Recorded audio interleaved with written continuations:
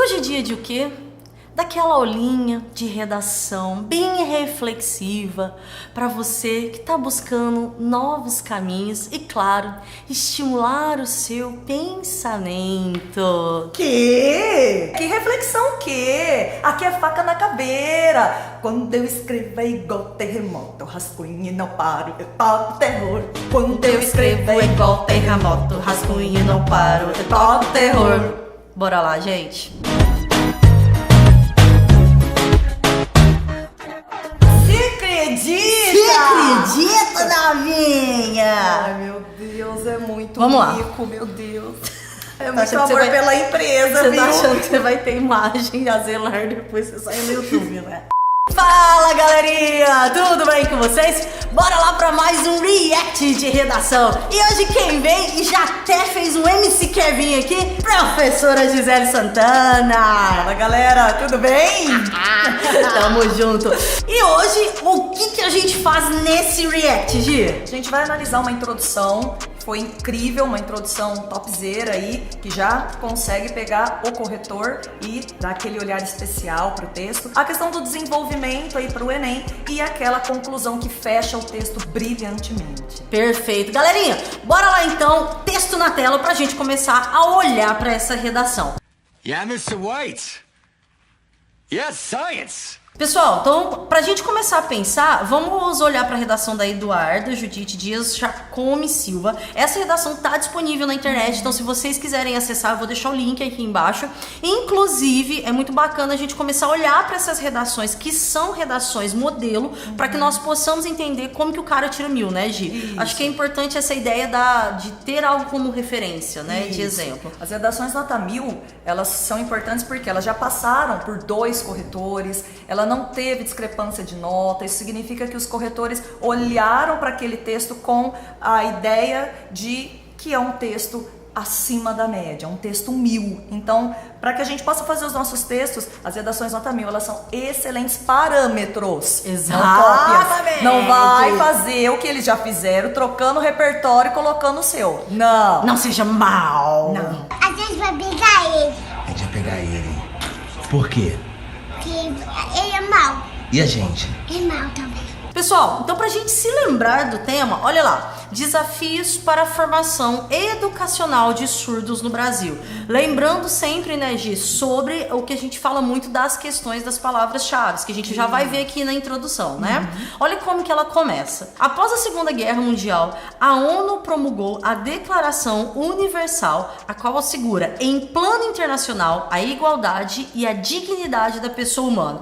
Gi, é bem bacana a gente apontar que, no momento que ela apresenta esse repertório, se ela não começa a introduzir o posicionamento, a gente está dentro de uma abordagem única e exclusivamente expositiva, né? Isso, exatamente. E a importância de, principalmente para quem presta o Enem. Essa primeira frase que abre o texto, a gente percebe que ela já está recheada de um repertório que parte do que o candidato já traz para o texto. Então ela não começa diretamente já os desafios do surdo, os desafios da formação educacional do Brasil é um problema. Ela não começa assim, ela começa a partir de um repertório que ela já tem, que é o repertório da Declaração Universal dos Direitos Humanos. Ela não traz nada tão difícil, né? A Eduarda, a Eduarda. ela traz aí o contexto da Segunda Guerra e trazendo o que depois desse contexto ficou de herança para nós, ou seja, o que deveria ter ficado de herança para nós com essa Declaração Universal dos Direitos Humanos. Sim, por que que deveria? Olha como ela começa a introduzir aqui o posicionamento. Entretanto, no Brasil, há falhas na aplicação do princípio da isonomia no que tange a inclusão de pessoas com deficiência auditiva. Palavras-chave. A gente estava falando da importância das palavras-chave. Fala um pouquinho, gente, de como que isso é importante dentro do parágrafo de introdução. A gente tem que pensar sempre o seguinte: a introdução é o primeiro parágrafo que eu apresento para o meu corretor. E ali ele já vai buscar a abordagem temática. Como ele busca isso? Através das palavras-chave. E a gente observa que ela já não jogou as palavras-chave nas primeiras frases simplesmente para cumprir essa regra. Ela articulou as palavras-chave com um repertório que ela trouxe antes. E o bacana que ela utiliza dessa introdução é, primeiro ela nos coloca num ambiente ideal, o que deveria ser, como a nossa sociedade deveria ser através da Declaração Universal dos Direitos Humanos. Quando ela entra com esse entretanto, ela já está trazendo desse cenário que era ideal, era o que deveria ser, ela traz para uma adversativa no real. O que é o real? É o meu tema. Só que o meu tema é... eu tenho problemas com os surdos na formação educacional deles, ou seja, o ideal não se cumpriu. E aí ela entra com essa abordagem das palavras-chave, né? Exatamente. Filhão, lembrando, hein? Não colocou palavra-chave, ó. Tchau, mãozinha! Tchau, vaguinha!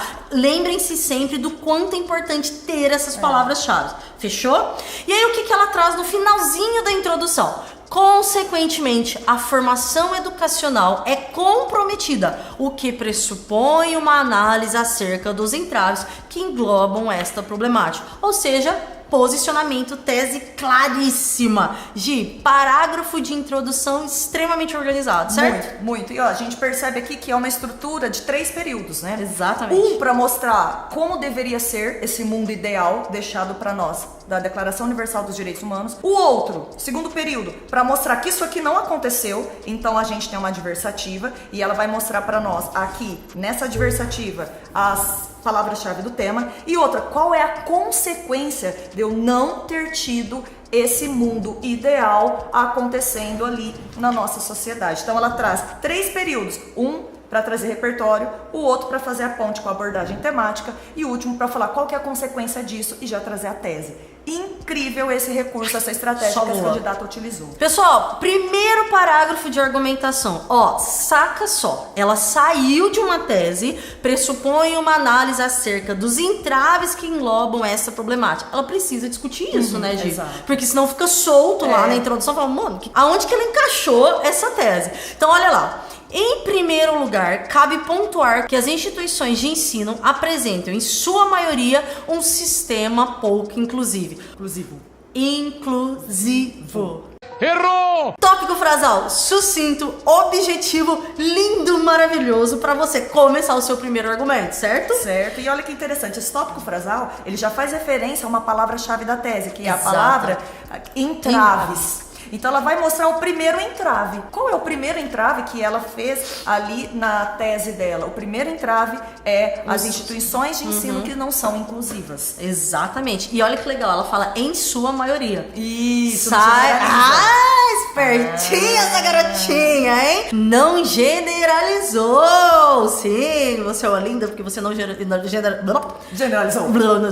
Mostrou o tópico frasal, o que ela faz? Apresenta a fundamentação. Gi, o que é fundamentação mesmo, pelo amor? É comprovar aquilo que eu acabei de dizer. Exatamente. Então, se eu afirmei que as escolas, em sua maioria, são pouco inclusivas. Ok, de onde eu tirei essa ideia? Onde que se encontra essa ideia justificada e comprovada na realidade? Aí ela vem nos mostrando aqui. Exatamente. É o que ela traz? Ela traz a Lei Brasileira de Inclusão. E diz o seguinte... Embora, espertinha, embora a Lei Brasileira de Inclusão atenda à Convenção do Direito da Pessoa com Deficiência, realizada em 2006 pela ONU, sua finalidade encontra obstáculos, ou seja, porcaria, né? Não, porcaria não posso falar. Barreiras. Ou seja, barreiras. E sua finalidade encontra obstáculos, seja na estrutura escolar vigente, seja na falta de preparo do corpo docente. Ela traz uma fundamentação dizendo... Filhão, isso aqui devia funcionar, mas não funciona. E aí o terceiro momento, prova disso, que a gente já... Aí ela já começa a trazer algo já se aproximando da análise autoral. Prova disso são as escolas regulares e as universidades que não se adequaram à comunicação em Libras, bem como exames avaliatórios que não garantem tal acessibilidade. Ela mostra de forma pragmática, Isso. né, Gi? Você observa aqui que ela traz realidade do mundo externo. Ela vai trazer como que o mundo concreto, que são aquilo que ela mostrou, as escolas, em sua maioria, serem pouco inclusivas, ela desmembrou esse tópico frasal, que abriu o parágrafo, e nos disse que prova disso são os exames que a gente tem nas universidades e tanto nas escolas, os quais não têm acessibilidade a pessoas que têm problemas auditivos, né? Os deficientes auditivos aí. Exatamente. E olha o finalzinho que ela traz. Senta aí, preste atenção. Frase assim, ó. Ponteira. Não, certeira. Ponteira, certeira. Ah, pontua e ponteira.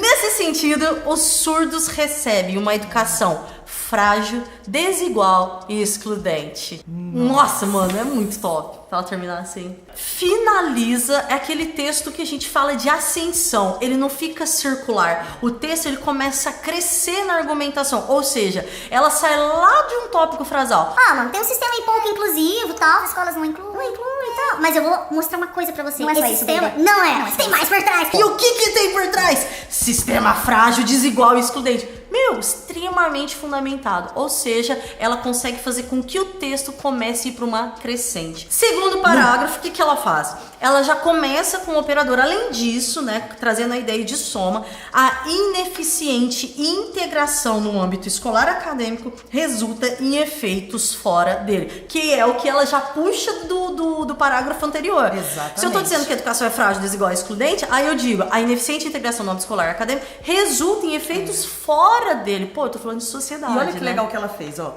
Ela não conectou esses dois parágrafos só com o conectivo além disso.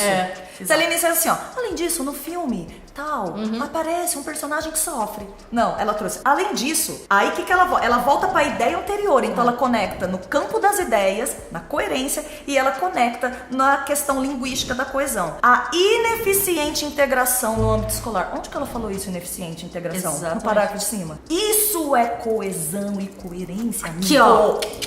E aí, o que ela faz? No meio do parágrafo, a mesma estrutura. Galera, a gente fala isso demais. Você vai montar um joguinho de Lego na sua redação. Olhem para a estrutura. A gente está destacando aqui. É a mesma estrutura.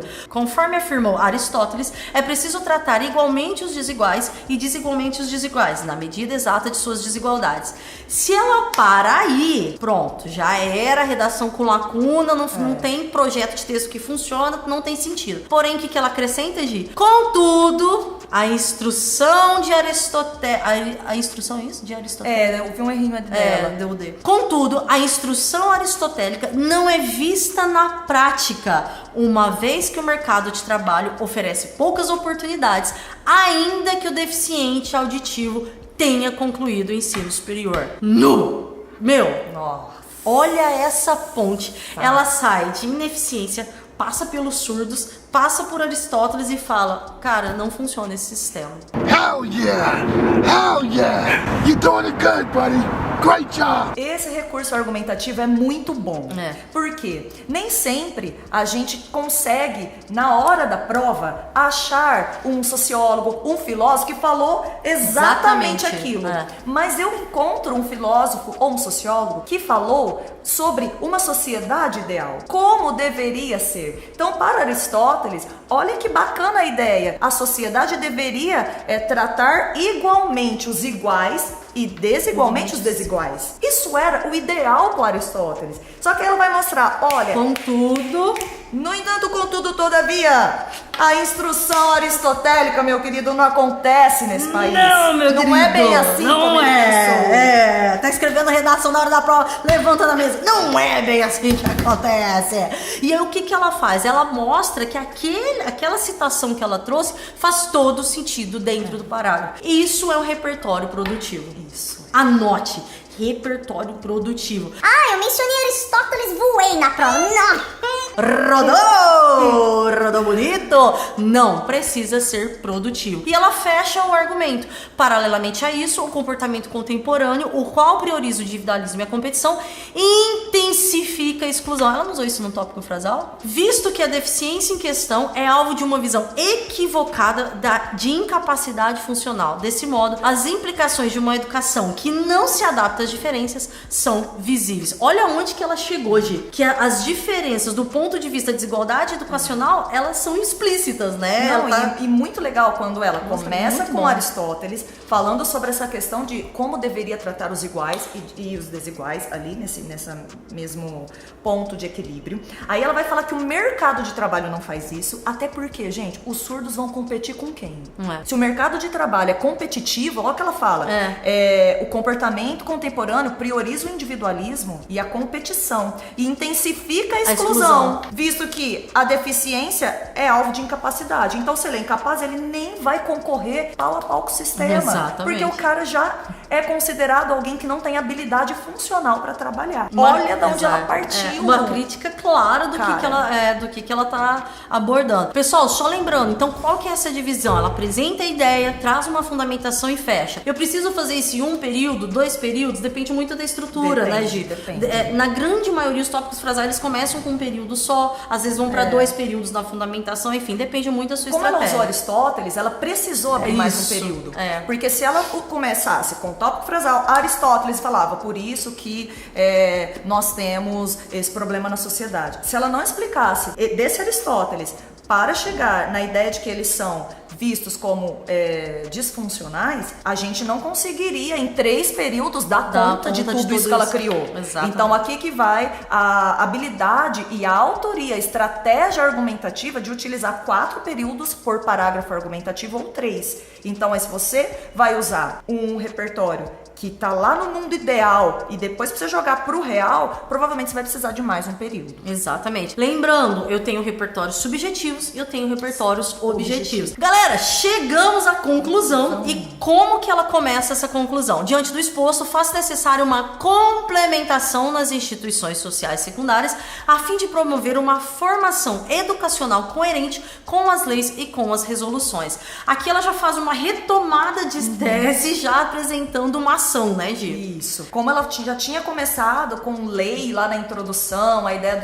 da Declaração Universal dos Direitos Humanos, aí ela já vai falando, olha, por conta de tudo isso que eu discuti, eu preciso trazer resoluções. Aí ela vai trazer o conectivo que vai entrar com essa resolução, que é o tal do para tanto. Exatamente. E ela vem, o Ministério da Educação deve impor diretrizes de um projeto pedagógico inclusivo, como obrigatoriedade de aulas de Libras na graduação de professores, bem como cursos para os formados. Ademais, o Estado, através do corpo legislativo, deve propor incentivos fiscais às grandes empresas que instituírem um percentual proporcional na contratação de pessoas com alguma restrição física, incluindo auditiva, super específica, exatamente, né? Assim, os direitos básicos inerentes à vida e à liberdade consagrados na Carta Magna, na Constituição, poderão ser cumpridos. Zé Fini. E ela finaliza ainda mencionando, fazendo referência à Constituição Federal. Meu, não. Incrível. Sem palavras, essa né? proposta de intervenção dela, ela fez 2 propostas, uma totalmente completa, detalhada, e a primeira não está totalmente completa, ela não está totalmente detalhada. Mas por que ela fez 2 propostas? Porque ela discutiu 2 problemas diferentes. Exatamente. Ela discutiu um problema na formação educacional e um problema no mercado de trabalho. Então olha como essa argumentação pedia agentes sociais diferentes. Então o primeiro, ela vai trazer o Ministério da Educação, que vai cuidar aí do projeto pedagógico. Esse é o papel do MEC. Ele cuida do ensino, ele cuida do conteúdo programático, das cartilhas e dos projetos. Mas e como eu resolvo o mercado de trabalho? O que eu faço? O MEC não tem essa função. Aí ela vai para quem? Para o Estado. Exatamente. Através do Legislativo. Vai criar leis. Olha que fenomenal isso, gente. Animal! Duda, Incrível. se você estiver nos assistindo, aquele beijo das professoras, ó, que a gente tá sua fã. Yeah, baby!